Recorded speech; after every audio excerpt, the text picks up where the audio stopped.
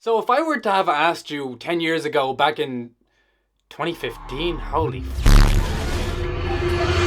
Jesus, man. If I were to have asked you back then who you think would have been the biggest, most popular people on the internet in 10 years, who would you have said? Probably something like Smosh or Justin Bieber or Fidget Spinner or whatever else was happening at the time, I forget. Either way, what definitely wouldn't have come to mind back then was streamers. That's right, the people from all different kinds of walks of life who share one particular trait in common: the ability to cope with virtual harassment 24/7. You probably wouldn't have said streamers, mostly because the only streamers that were around back then were only Soviet-era cam girls penetrating themselves for 12 hours a day in hopes of making enough to feed their children, if deemed fit by whatever tape brother they were very happily working for. Obviously though, by now a lot of things have changed, particularly from about the time that Fortnite first hit the Play Store. Sure, streamers existed before all that, but none of them were even nearly remotely on their way to signing multi-mega million-dollar sell your soul contracts, having everyone, even Drake, trying to clout chase off of them, curing one of the world's deadliest viruses, and even getting to host this thing. So I'm not saying that it wasn't around before this, just that the only streamers that I'd ever known back then were really just YouTubers not bothered to do the rest of it that day, and so doing a casual gaming sesh or YouTube binge instead. Obviously there was probably real ones too, but there just wasn't the audience that there is for it today. For whatever reason, Fortnite, with its fast-paced, neon, hyper-indulgent, animated pum-pum and bunda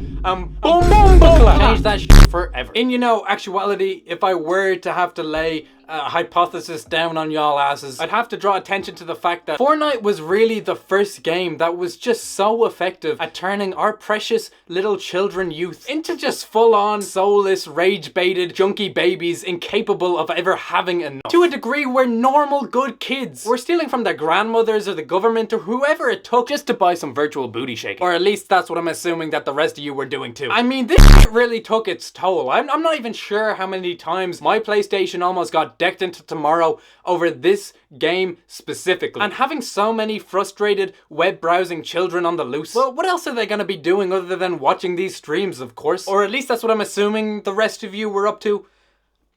Me personally, I was busy. But ever since that moment in time in particular, streaming has just kept skyrocketing in popularity, going from pretty pathetic to a pretty pathetic lifestyle. So yeah, things have changed an awful lot. In 2025, people will stream f***ing anything. From political streamers to IRL streamers, I'm pretty sure there are still a few gamers left, to bathing while sexy streamers, to reacting while simultaneously doing anything other than a reaction streamers, to whatever Moist Critical gets up to in his spare time. I mean, one thing you just can't escape on the internet anymore is streamers, because they are fucking everywhere. But that doesn't necessarily answer the question of who exactly it is that's watching them. Like, this whole peak of streaming that we've been seeing recently has just been all a little bit out of my grasp personally, as the internet oldie I am nowadays. Though one thing I do understand about why it's just so damn popular is just how easy it is. I mean, it is by far the simplest, least effort enduring full way to make anything for the internet. Because really the whole point is how you don't prepare a damn thing.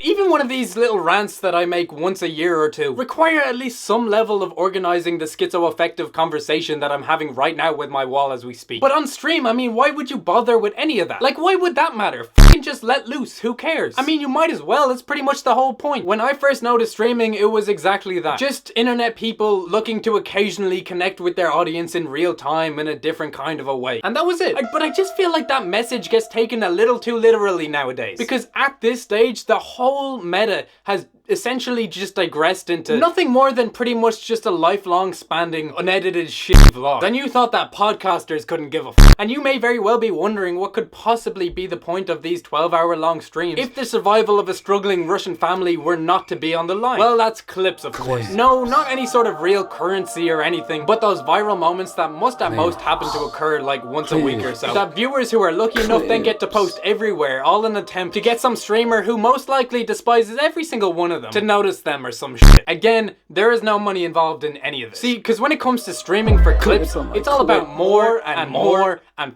f***ing more. Longer streams, crazier moments, wilder takes, public humiliation, whatever it takes. Again, not money. Honestly, a wannabe streamer might just be as bad as a wannabe rapper. Like, how could you possibly have any less talent? At least it takes being able to read and write to make a song. And a wannabe rapper will only relentlessly show you what he makes, as opposed to what he makes being shoving a camera in your face as he makes fun of your cultural and ethnic heritage or whatever. Clip farming is what it's all for at the end of the day. Those all in all can be pretty hit or miss stream highlights that you inevitably see on your mind-numbation platform of choice. To each their own and all that, but God forbid if that's YouTube Shorts. Like, even if you have never once in your life watched a stream before, you sure as shit know most of these fellas from somewhere. And it's this tried and true strategy exactly that's gotten all these streamers so popular at all. Not like their actual streams or anything, but all the people out there sending their friends 10-second clips of it. In this way, it's honestly kind of a genius and innovative plan. Well, unless it doesn't work, in which case you haven't shot in 8 hours for nothing. But if it does, and you finally manage to break through to streamer stardom, well then your whole life becomes the ideal mix of doing as little actual work as possible to a ratio of pussy, money, drugs, and fame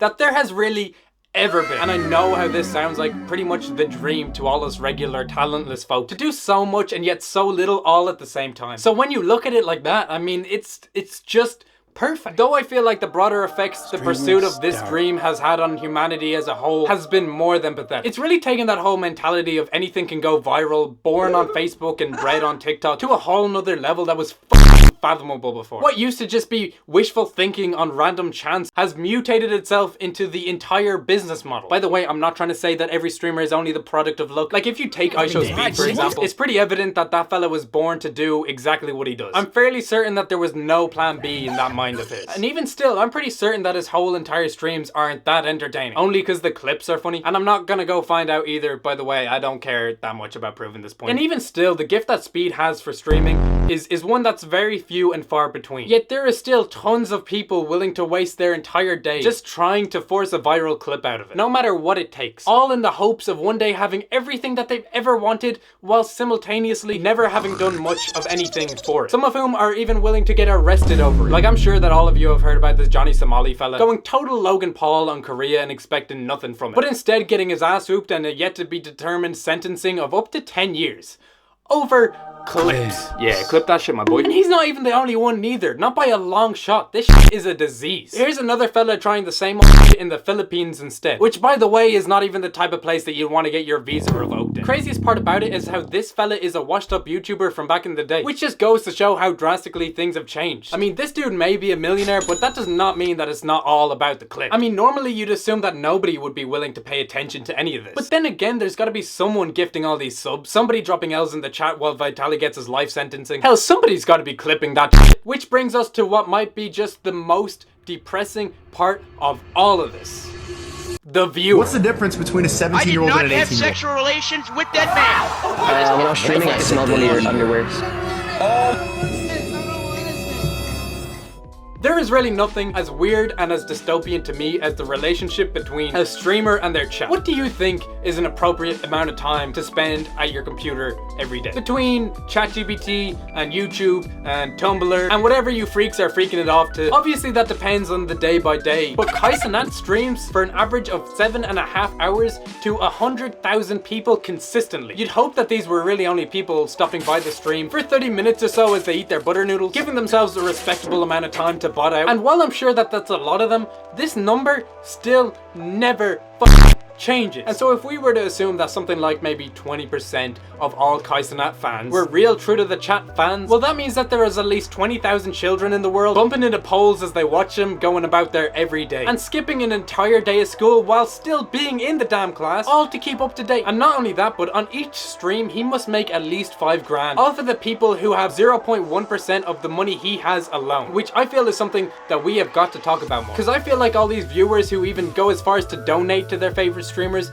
don't get shamed nearly enough for it. Like, every day the world collectively bullies and ridicules the fellas that are donating to OnlyFans girls, which is totally fucking deserved, by the way. But can you really say that this is all that different? Either way, an angel dies every single time a kid throws away their pocket money on the super rich as their parents work overtime just to be able to afford food and toilet paper all at the same time. It's crazy to me how these are even labeled donations in the first place, as if it's in any way even fucking remotely similar to what's the actual point of donating money. Like, Kaisenet is definitely not tossing and turning in his sleep wondering when his next meal's gonna be. He does not need your donation. And at least if you were donating to something like a Russian cam girl, they'd be able to be grateful for it because it's an actual donation to them in that case. The only explanation to this here is that you're just really trying to be liked by your virtual obsession. I've never really been able to pinpoint what streaming's all about and why it works at all, but it does. And you know, good on the people who make it work well. Because I just have no fucking clue. But it's really important not to ignore the fact that really what most of streaming has turned into over the years is really nothing better than a bunch of kids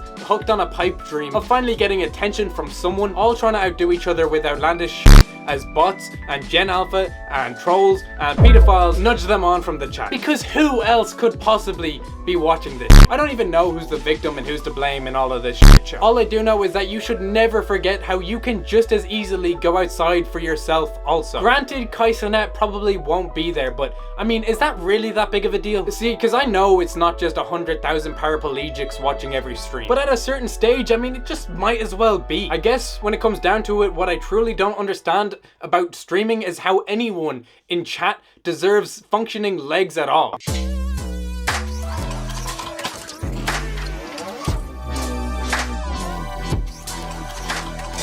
Clip that shit, chat.